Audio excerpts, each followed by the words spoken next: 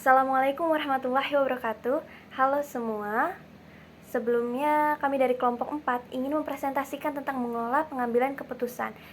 Perkenalkan, nama saya Egide Amanda dan di sini saya memiliki dua partner bernama Muhammad Rafli Rafael dan Muhammad Abdul Sobah Dwi Al-Kais. Oke, kita lanjut aja. Apa sih pengambilan keputusan?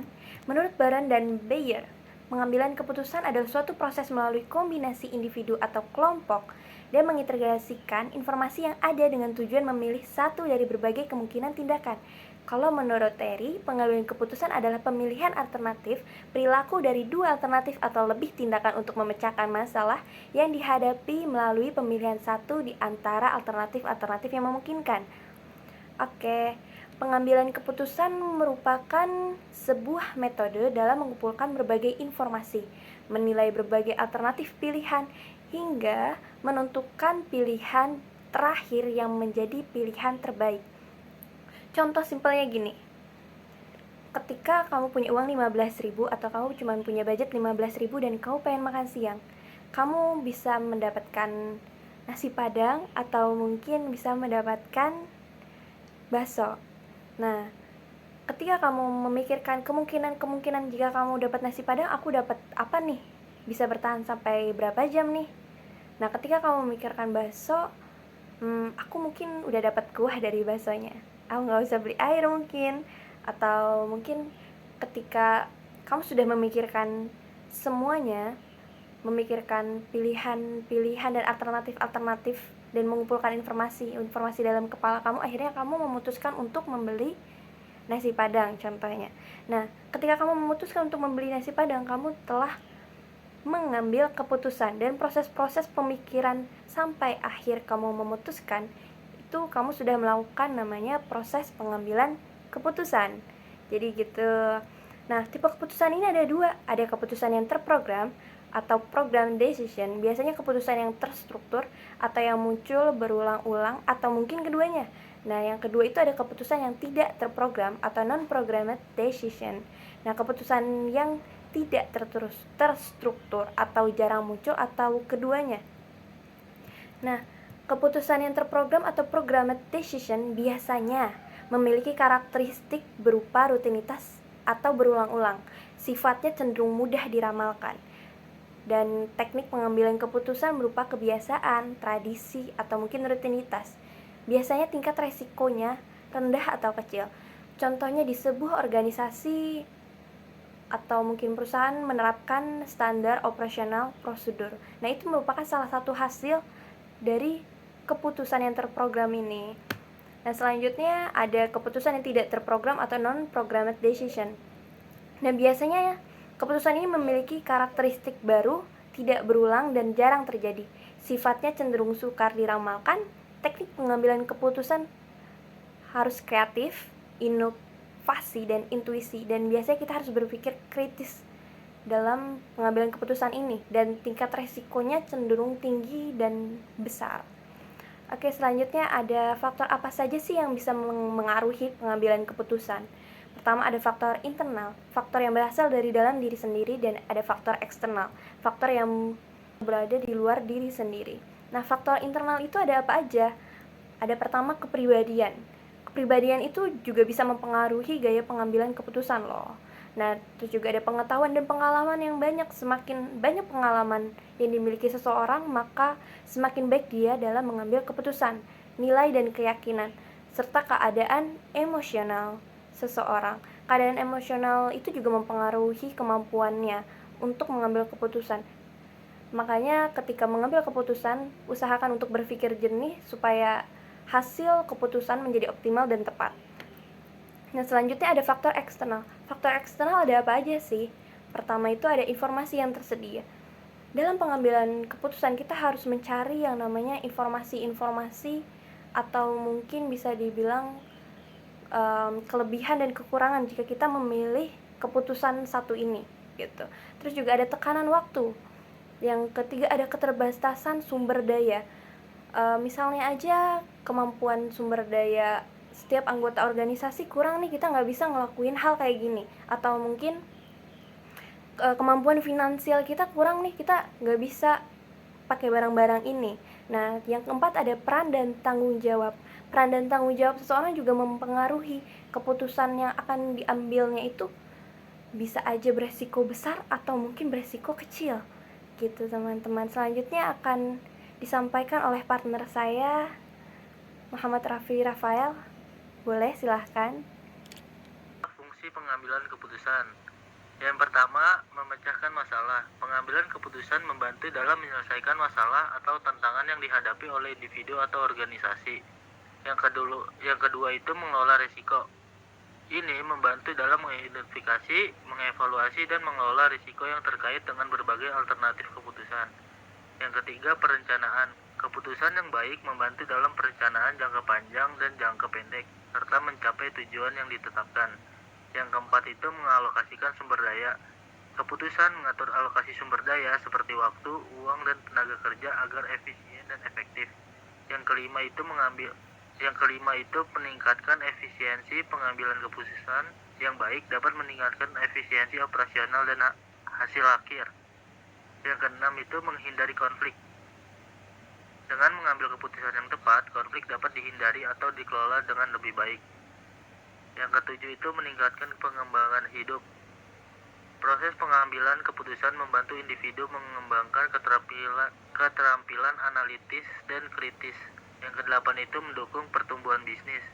Dalam konteks bisnis, pengambilan keputusan yang baik dapat mendukung pertumbuhan, inovasi, dan keberlanjutan perusahaan. Next. Selanjutnya itu ada tantangan dalam pengambilan keputusan. Yang pertama itu keterbatasan informasi. Terkadang informasi yang diperlukan untuk membuat keputusan mungkin tidak lengkap, tidak akurat, atau sulit diperoleh. Yang kedua itu kompleksitas. Beberapa keputusan dapat sangat kompleks karena melibatkan banyak variabel dan dampak yang berpotensi besar. Yang ketiga itu konflik nilai. Orang seringkali menghadapi konflik antara nilai-nilai pribadi, etika, atau tujuan yang berbeda dalam pengambilan keputusan. Yang keempat itu tekanan waktu. Keputusan seringkali harus diambil dalam waktu yang terbatas, yang dapat menyebabkan stres dan pengambilan keputusan yang buru-buru. Yang kelima itu ketidakpastian. Beberapa keputusan melibatkan tingkat ketidakpastian yang tinggi dan hasilnya mungkin sulit diprediksi. Yang keenam itu risiko. Pengambilan keputusan seringkali melibatkan evaluasi dan pengelolaan risiko, dan kesalahan dalam pengambilan keputusan dapat memiliki konsekuensi negatif. Yang ketujuh itu ada kelompok keputusan. Dalam konteks organisasi, mencapai konsensus atau koordinasi dalam kelompok dapat menjadi tantangan. Yang kedelapan itu bias kognitif. Orang cenderung memiliki bias kognitif seperti konfirmasi bias atau pemahaman yang sempit yang dapat mempengaruhi keputusan mereka. Selanjutnya, mengatasi tantangan-tantangan ini memerlukan pemikiran kritis, keterampilan analitis, dan seringkali kolaborasi dengan orang lain untuk memastikan pengambilan keputusan yang efektif dan efisien. Untuk selanjutnya akan diperhatikan oleh Alkais. Baik, selanjutnya kita lanjutkan. Cara pengambilan keputusan. Berikut adalah panduan untuk membuat keputusan yang komponen dan tepat. Kompresif dan tepat, Ada langkah-langkah dalam pengambilan keputusan. Yang pertama, identifikasi masalah. Apa yang sebenarnya menjadi masalah? Apa yang Anda ingin capai? Lalu kedua, kumpulkan data yang relevan. Itu kumpulkan informasi sebanyak mungkin tentang masalah dan pilihan solusi yang Anda miliki. Lalu yang ketiga, ada mencari solusi alternatif, yaitu brainstorming untuk mencari berbagai solusi mungkin kan jika itu tidak tampak real. Lalu yang keempat, evaluasi solusi alternatif, yaitu evaluasi solusi alternatif berarti pertimbangkan kelebihan dan kekurangan masing-masing solusi.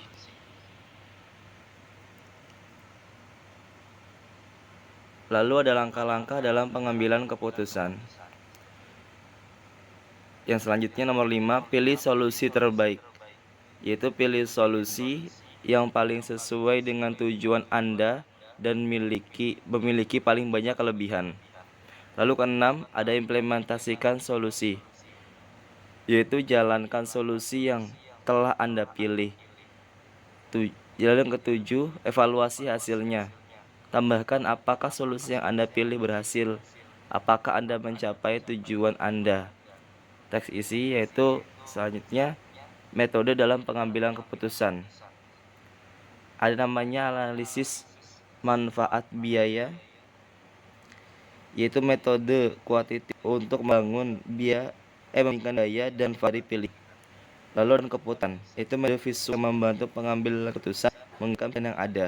Lalu analisis SWOT, itu metode strategis untuk menganalisis kekuatan, kelemahan, peluang, dan ancaman. Lalu ada kriteria dalam pengambilan keputusan, yaitu ada manfaat, apa yang didapat dari keputusan itu. Lalu ada waktu, berapa lama dibutuhkan untuk membuat keputusan tersebut.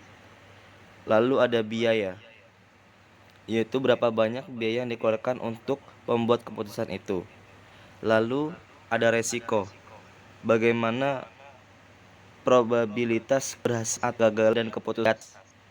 Lalu meningkatkan kualitas pengambilan keputusan. Dalamnya yang kompleks, bilang keputusan yang sangat penting untuk mereka kesulitan. Dalam presentasi ini kita akan mengeksplorasi bagaimana meningkatkan efektivitas dalam pengambilan keputusan. Ada tanda-tanda keefektifan, yaitu diantaranya ada namanya prokrastinasi, yaitu menunda pengambilan keputusan karena takut membuat kesalahan. Lalu ada analisis berlebihan, yaitu terjebak dalam mempertimbangkan terlalu banyak opsi. Lalu ada ketakutan pada perubahan, yaitu dengan keputusan yang ada karena tak mengambil risiko baru. Lalu ada strategi meningkatkan efektivitas, yang identifikasi masalah. Masalah akan diselesaikan sebelum memulai pengambilan keputusan. Lalu ada kumpulkan data dan informasi untuk membuat keputusan yang tepat. Lalu yang ketiga ada analisis situasi, analisis informasi untuk memahami opsi yang tersedia dan dampak yang mungkin akan terjadi. Lalu ada manfaat meningkatkan efektivitas, yaitu pertama meningkatkan produktivitas. Dengan mengurangi ketidakpastian dalam keputusan, kita dapat meningkatkan produktivitas dan menghemat waktu. Ada meningkatkan kualitas keputusan. Dengan menggunakan strategi dan alat yang tepat, kita dapat membuat keputusan lebih tepat, menyeluruh dan aktif. Lalu ada perbaikan kehidupan pribadi dan profesional. Dapat membuat keputusan memberi kontribusi meningkatkan kualitas kehidupan secara keseluruhan. Terima kasih. Apakah ada yang bertanya? Nanti akan ada sesi bertanya.